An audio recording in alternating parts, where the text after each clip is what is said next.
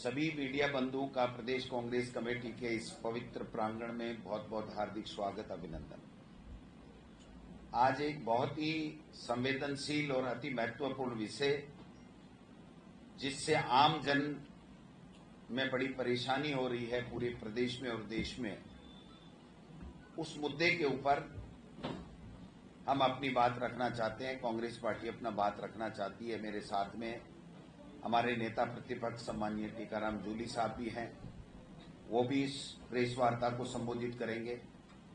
हमारे chief whip Rafiq Khan साहब भी हैं, हमारे मीडिया के चेयरपर्सन स्वर्णिम जी हैं, हमारे संदीप कलवानिया जी प्रवक्ता भी हैं, और वॉर रूम के हमारे इंचार्ज जसवंत गुजर जी भी हैं।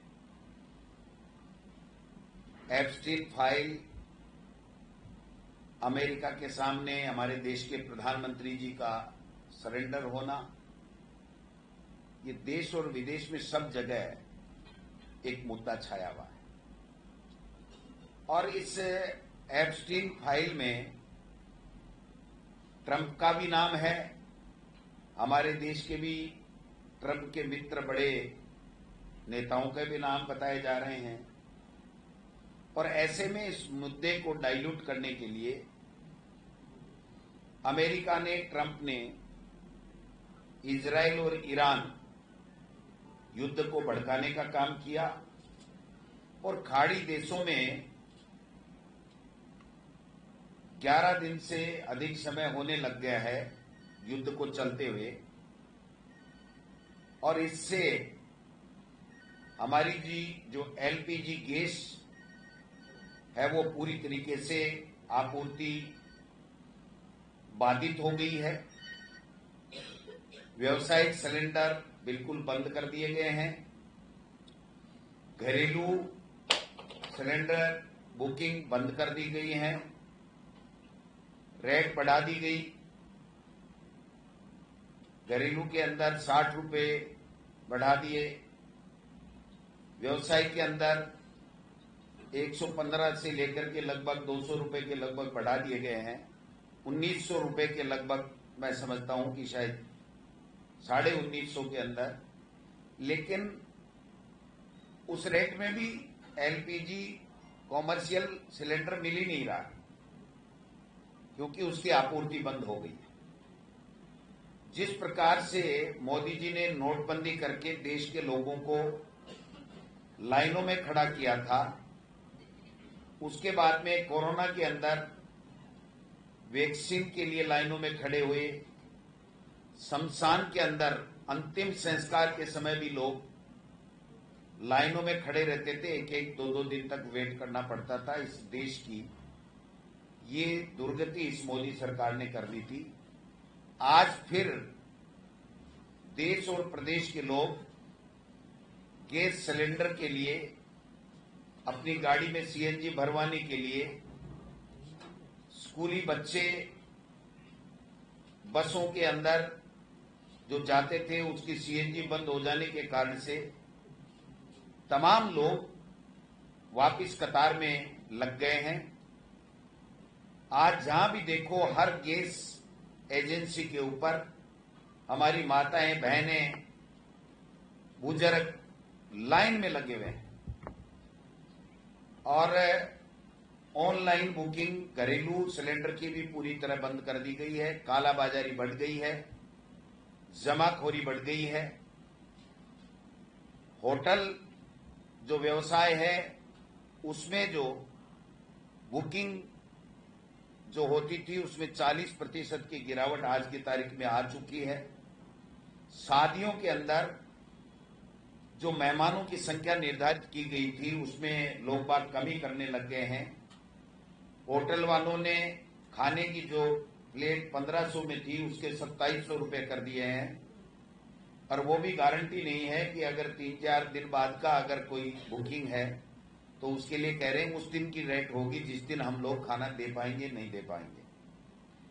रेस्टोरेंट हो, चाहे कैफे हो, चाहे हॉस्टल हो, सारे के सारे लोग परेशान हैं। जो बच्चे बाहर रह करके कोटा में, सीकर में, जयपुर में कोचिंग में पढ़ते हैं, उनको जिन होटलों में खाना खाना पड़ता है, जो मेस चलता है, वहां पर भी सिलेंडरों की बुकिंग जो है आपूर्ति एक तरीके से नगण्य हो गई है।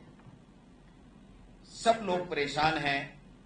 शादियों के अंदर जयपुर में इन 3-4 दिन में 30,000 से ज्यादा शादियां हुई।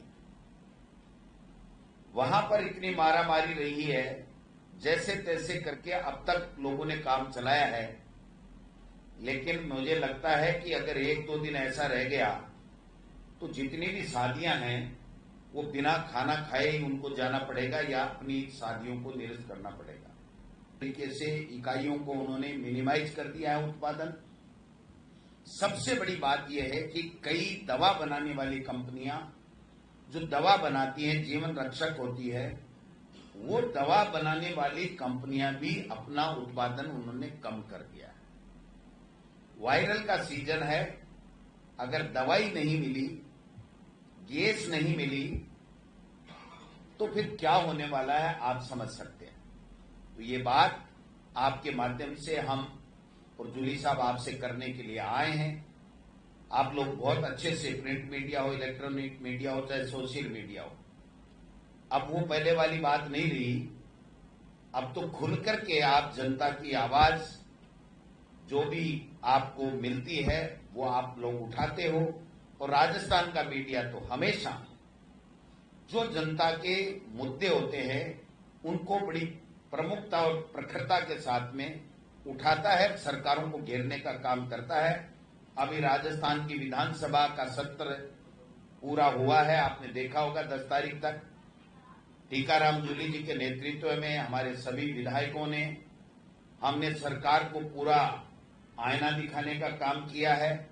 लेकिन आपने देखा होगा कि एक शब्द भी किसी मंत्री ने किसी प्रश्न के ऊपर, किसी मुद्दे पर, किसी स्थगन पे, किसी ध्यानाकर्षण पे एक का भी सही जवाब ये नहीं दे पाए। ये केवल और केवल एक बात ढूंढ रहे हैं कि जो बोलने वाले लोग हैं उनके खिलाफ कोई झूठा प्रपंच रच करके, कोई मुकदमे बना करके केवल जनता को भ्रमित करें और उनको डराने के धमकाने का काम करें। जो मोदी जी और अमित शाह जी और दिल्ली की सरकारें करती हैं, उसी पैटर्न के ऊपर ये चलने की कोशिश कर रहे हैं। हम चेतावनी देना चाहते हैं, आप जनता के चुने हुए लोग हो, जनता ने बहुत आशा और अपेक्षा के साथ में आपकी सरकार बनाई है। आप जनता परेशान नहीं हो, जनता की जो तकलीफ है उसके ऊपर काम करने का काम करो, ना कि गोविंद डोटासरा, टीकाराम जूली या दूसरे किसी लोगों की आवाज दबाने का, षड्यंत्र रचने का काम करो। ये काम आपका नहीं है। आप जनता के ट्रस्टी हैं, राजस्थान के ट्रस्टी हैं, आप मालिक नहीं हैं। आपने देखा होगा कि किस प्रकार से लोकसभा के अंदर जो हमारे इंडिया गठबंधन के साथियों ने जो सरकार की बखियां उधेड़ी हैं कि किस प्रकार से आप लोकसभा का दुरुपयोग कर रहे हो।